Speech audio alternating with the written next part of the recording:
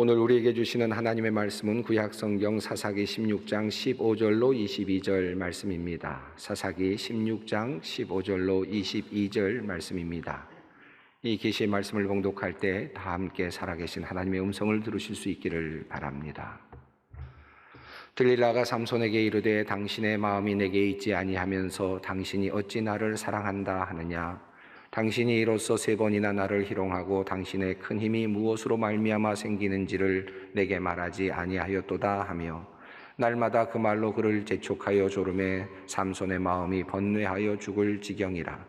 삼손이 진심을 드러내어 그에게 이르되 내 머리 위에는 삭도를 대지 아니하였나니 이는 내가 모태에서부터 하나님의 나실인이 되었음이라. 만일 내 머리가 밀리면 내 힘이 내게서 떠나고 나는 약해져서 다른 사람과 같으리라 하니라. 들리라가 삼손이 진심을 다 알려줌으로 사람을 보내어 블레셋 사람들의 방백들을 불러 이르되 삼손이 내게 진심을 알려주었으니 이제 한 번만 올라오라 하니 블레셋 방백들이 손에 은을 가지고 그 여인에게로 올라오니라. 들리라가 삼손에게 자기 무릎에 베개에 자게 하고 사람을 불러 그의 머리털 7가닥을 밀고 괴롭게 하여 본즉 그의 힘이 없어졌더라. 들리라가 이르되 삼손이여 블레셋 사람이 당신에게 들이닥쳤느니라 하니 삼손이 잠을 깨며 이르기를 내가 전과 같이 나가서 몸을 떨치리라 하였으나 여호와께서 이미 자기를 떠나신 줄을 깨닫지 못하였더라. 블레셋 사람들이 그를 붙잡아 그의 눈을 빼고 끌고 가사에 내려가 노줄로 매고 그에게 옥에서 맷돌을 돌리게 하였더라. 그의 머리털이 밀린 후에 다시 자라기 시작하니라. 아멘. 제가 장로의 신학대학교에서 학생들을 지도하며 보내던 시기에 한 학기에 삼손과 관련한 설교가 2번 연속으로 이어지는 그런 특별한 경우가 있었습니다. 한 분 교수님이 앞서 교수님이 설교하신 그 삼손의 이야기를 듣고 이어서 같은 본문으로 다시 설교를 하신 그런 특별한 경우였습니다. 어쩌면 두 분의 신학적인 차이를 보여주는 아주 특별한 설교였는데요. 당시에 우리 학생들에게서도 큰 화제가 되었던 그런 설교였습니다.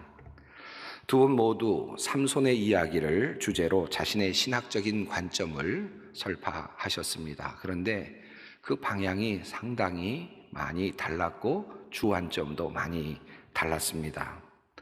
먼저 설교하신 교수님께서는 인간의 교만에 대해서 경고를 하시면서 우리가 삼손의 실패에서 교훈을 얻어야 한다라고 그렇게 말씀하셨습니다.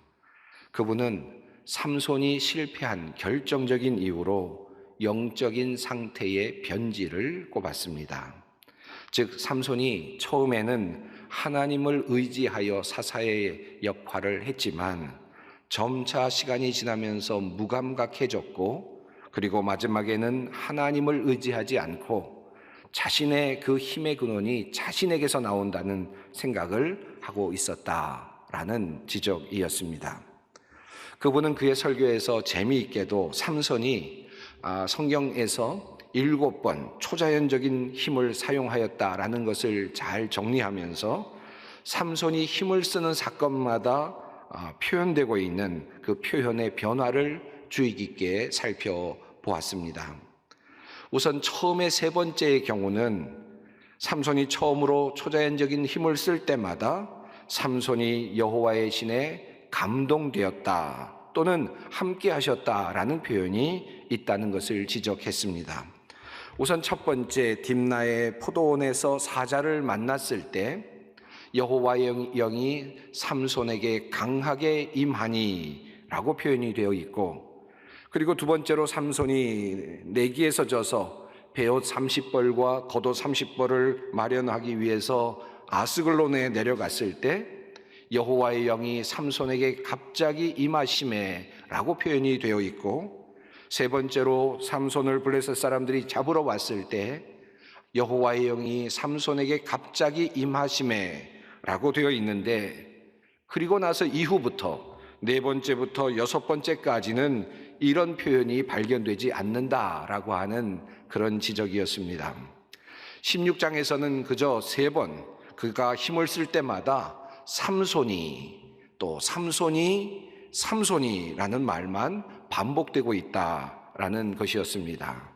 이제는 더 이상 하나님의 영이 임하지 않는 삼손 홀로 일하고 있는 모습을 지적했습니다.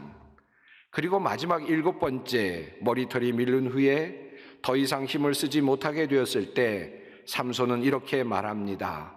내가 전과 같이 나가서 몸을 떨치리라 하였으나 여호와께서 이미 자기를 떠나신 줄을 깨닫지 못하였더라. 여기서 중요한 단어는 내가입니다. 여호와께서 이미 삼손을 떠나셨지만 그는 내가 할 수 있다고 생각했습니다. 이것이 바로 첫 번째 설교자가 지적하는 매우 중요한 삼손의 실패의 원인이었습니다. 설교자는 삼손이 이렇게 점차 하나님을 의지하지 않고 자신의 힘과 능력을 의지하게 된 것이 삼손의 파멸의 원인이라는 점을 지적하였습니다. 그리고 몇 주 후에 다른 교수님께서 삼손의 이야기를 다시 꺼내면서 삼손이 과연 파멸하였는가라는 질문을 던졌습니다. 그리고 문제를 제기하셨습니다. 그 교수님은 히브리서의 말씀, 내가 무슨 말을 더하리요? 기드온, 바락, 삼손, 입다, 다윗 및 사무엘과 선지자들의 일을 말하려면 내게 시간이 부족하리로다.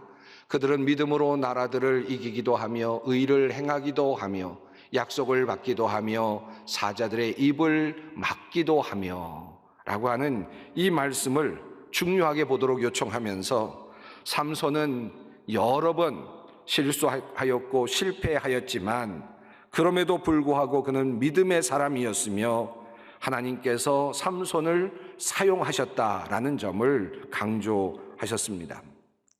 설교자는 결정적으로 삼손이 다곤신을 섬기는 그 제사의 자리에서 그들이 우리의 땅을 망쳐놓고 우리의 많은 사람을 죽인 원수를 우리의 신이 우리에게 넘겨주었다라고 말하던 그 순간에 신전을 무너뜨림으로써 온 세상에 하나님의 살아계심을 증거하였다라고 그렇게 말씀하였습니다.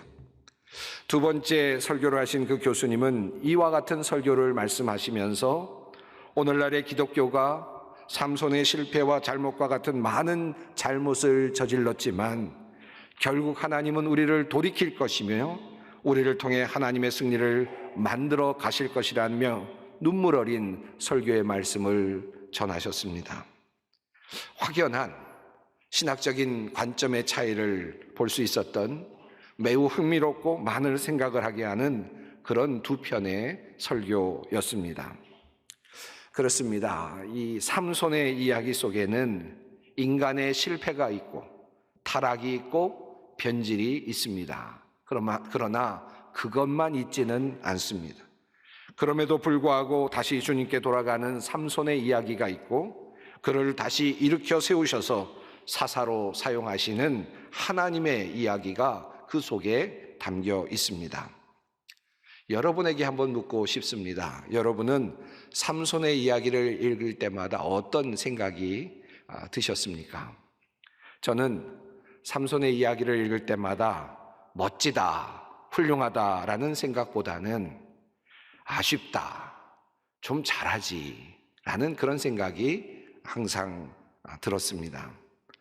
비록 마지막에 다곤 신전에 모여 있던 3,000명의 블레셋 사람들을 죽이는 큰 일을 하기는 하였지만 그가 조금 더 자신을 잘 관리하였더라면 얼마나 좋았을까 하는 아쉬움과 애틋함이 늘 저에게는 있었습니다.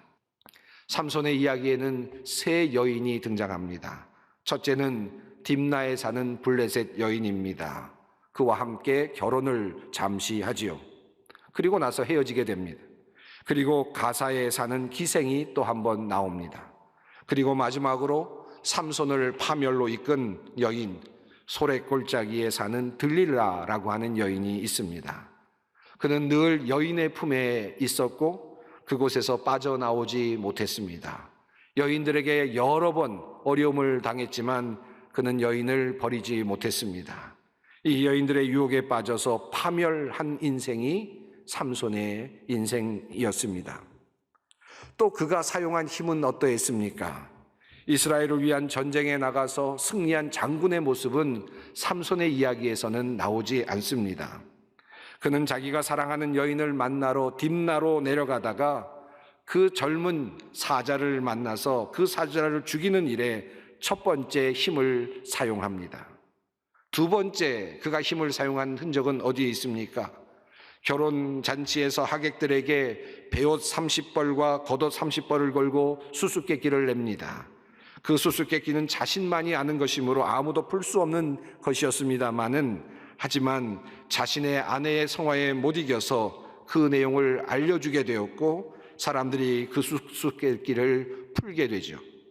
그때 삼손이 화를 내면서 아스글론에 내려가서 그곳 사람들 30명을 쳐 죽이고 옷을 약탈하여 오는 이야기가 소개됩니다.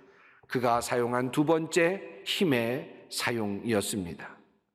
하나님의 사자답지 않은, 또 사사답지 않은, 하나님의 사람답지 않은 힘의 사용들이 계속되고 있음을 보게 됩니다. 무엇보다도 삼손의 가장 큰 문제는 하나님과의 관계를 분명하게 하지 못했다라는 것입니다. 삼손이 하나님 앞에서 기도하는 내용은 그의 최후의 다곤 신전에서 단 한 번 기도가 전부입니다. 결정적인 위기가 도래하기 전까지 그는 하나님 앞에서 기도하며 살지 않았던 것 같습니다.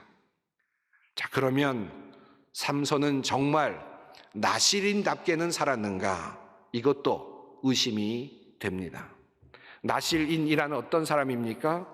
나실인에 대한 규정은 민수기 6장에 자세하게 나옵니다. 나실인은 여호와 앞에서 거룩한 자라고 성경은 말합니다. 나실인에 대한 첫 규정은 이렇습니다. 포도주와 독주를 멀리하며 포도주로 된 초나 독주로 된 초를 마시지 말며 포도즙도 마시지 말며 생포도나 건포도도 먹지 말지니.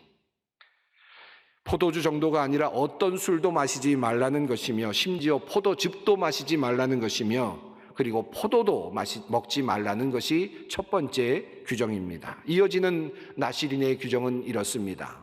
그 서원을 하고 구별하는 모든 날 동안은 삭도를 절대로 그의 머리에 대지 말 것이라. 자기 몸을 구별하여 여호와께 드리는 날이 차기까지는 그는 거룩한즉 그의 머리털을 길게 자라게 할 것이며 자기의 몸을 구별하여 여호와께 드리는 모든 날 동안은 시체를 가까이 하지 말 것이요. 이것이 나실인의 또 다른 규정입니다.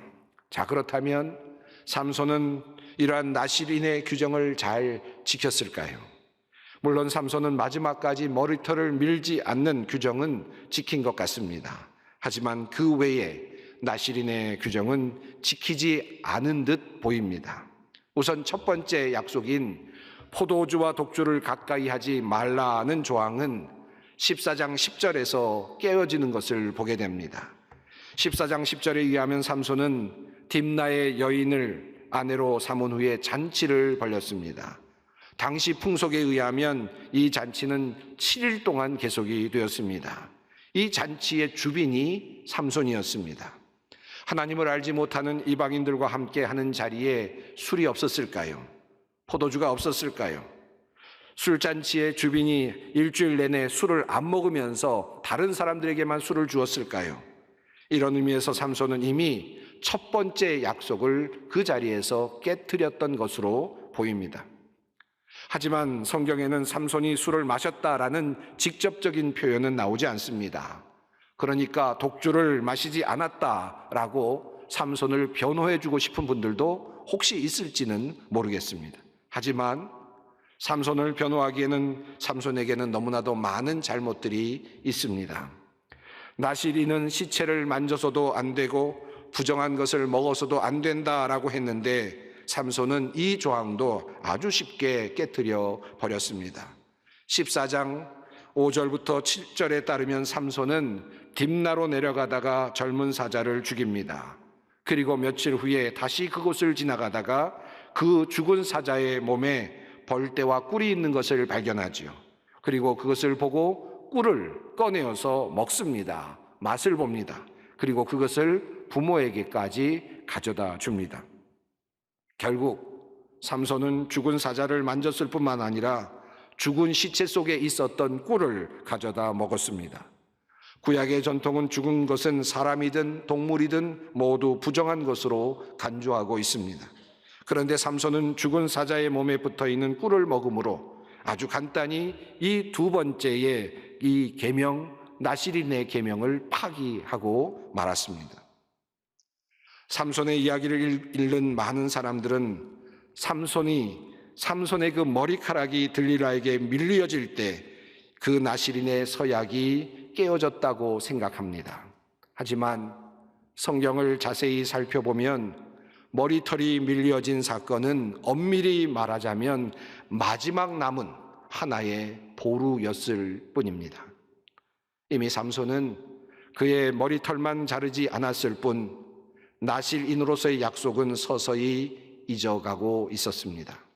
삼손은 그것을 알지 못하였습니다. 그러면서 그 힘이 머리털을 자르지 않은 데서 오는 것이라고 그렇게 생각을 하고 있었습니다. 상징적으로, 심리적으로 그는 그렇게 생각하고 있었을 것입니다. 저는 이 삼손의 모습에서 하나님과의 관계는 잊혀져 가고 서서히 세상에 몸과 마음을 담그고 있는 우리의 모습을 봅니다.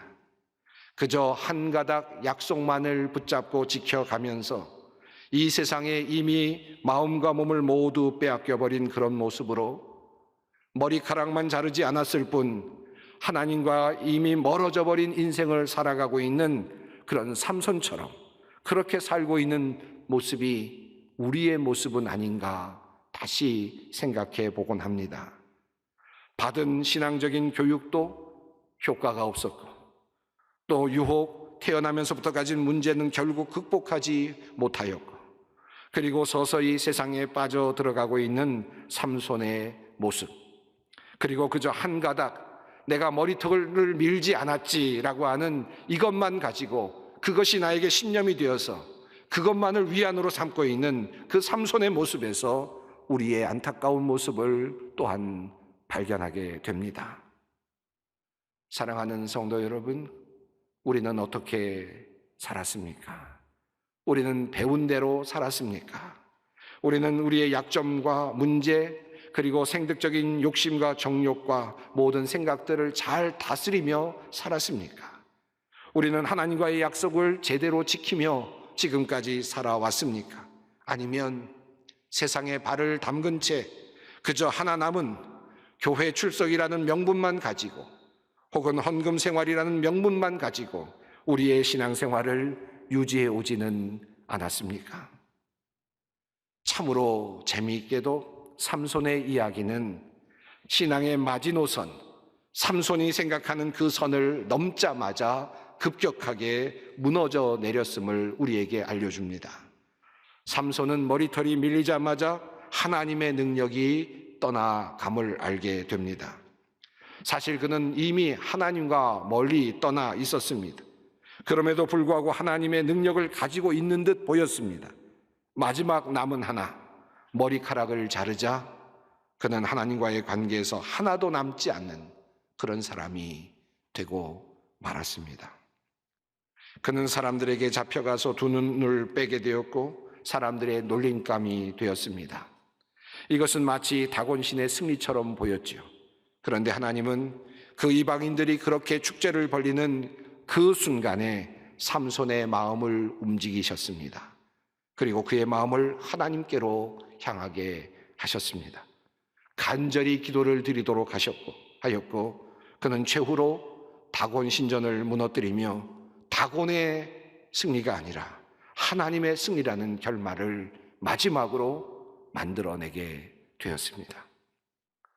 이 이야기는 삼손의 실패에도 불구하고 하나님의 작품은 성공적으로 끝나는 이야기입니다.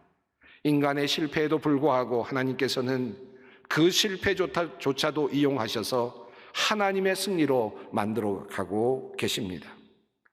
오늘 이 이야기를 통해서 하나님께서 우리에게 다시 보도록 하시는 부분이 있습니다. 하나님께서 삼손을 버리시는 시점과 하나님께서 삼손을 다시 사용하시는 그 시점에 관한 것입니다. 하나님께서 언제 삼손을 버리셨습니까? 이방 여인과 결혼하겠다고 나설 때였습니까?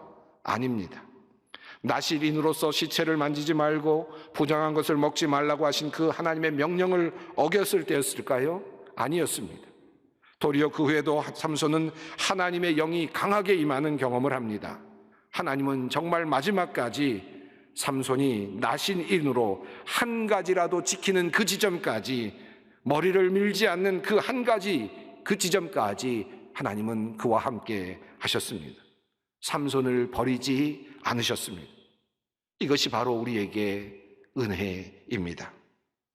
그러면 하나님은 삼손을 언제부터 사용하셨습니까? 여러분께서 오늘 본문을 읽으시면서 조금 뜬금없이 느껴지는 부분이 있었을 것입니다. 바로 그의 머리털이 밀린 후에 다시 자라기 시작하니라 라는 이 말씀입니다. 사실 이 말씀은 왜 있어야 하는지 논리적으로 이해가 되지 않는 말씀입니다. 앞의 내용은 블레셋 사람들에게 삼손이 잡혀가고 눈이 빼어지고 맷돌을 돌리게 하는 내용입니다. 그의 머리카락은 이미 잘려졌고 밀렸고 그래서 더 이상 힘을 쓸 수 없는 상태입니다. 머리털이 자라난다고 이제는 더 이상 달라질 이유도 없겠지요. 머리칼이 자라난다고 다시 나실인이 되는 것도 아닙니다. 논리적으로 그렇습니다. 그러나 하나님은 이 말씀을 성경 말씀 가운데 두십니다. 머리털이 밀렸지만 다시 자라기 시작했다. 머리털이 자라서 머리를 덮어가고 있는 모습을 보시며 하나님은 마치 삼손이 나실인으로 약속을 지키며 살았던 것처럼 보아주시겠다는 그 하나님의 의지가 그 말씀 가운데 담겨 있는 것입니다. 이 내용은 삼손의 마지막 기도와 연결됩니다. 삼손이 주님께 기도할 때 주님은 그의 기도를 들으십니다. 그리고 마지막으로 그에게 힘을 불어넣어 주셨습니다.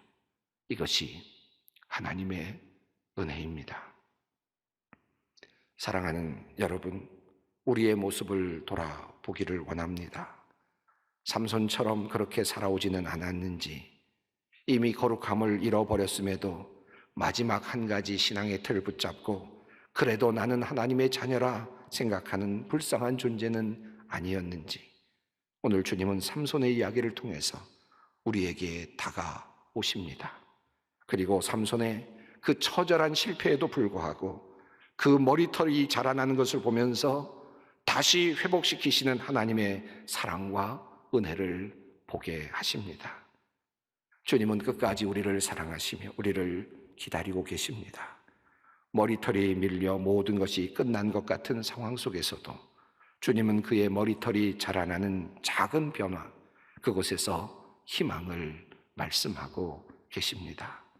그러므로 이 말씀이 여러분 모두에게 위로가 되기를 바랍니다. 그의 머리털이 밀린 후에 다시 자라기 시작하니라. 이 무한한 하나님의 은혜를 우리 모두가 누릴 수 있기를 우리 주님은 오늘 바라고 계십니다. 기도하겠습니다. 하나님, 크신 은혜로 구원받은 우리, 주님의 귀한 자녀로 사랑받는 우리, 하지만 우리는 멀리 멀리 주님을 떠나 주님의 마음을 아프시게 해드릴 때가 많았습니다. 하나님, 우리를 용서하여 주시옵소서. 세상의 것에서 빠져나오지 못한 우리를 불쌍히 여겨 주시옵소서. 구원의 주님, 오늘 우리가 주님의 이름을 부릅니다. 오셔서 우리를 구원하여 주시고 주님의 자녀답게 바르게 세워 주시옵소서. 예수님의 이름으로 기도드리옵나이다. 아멘.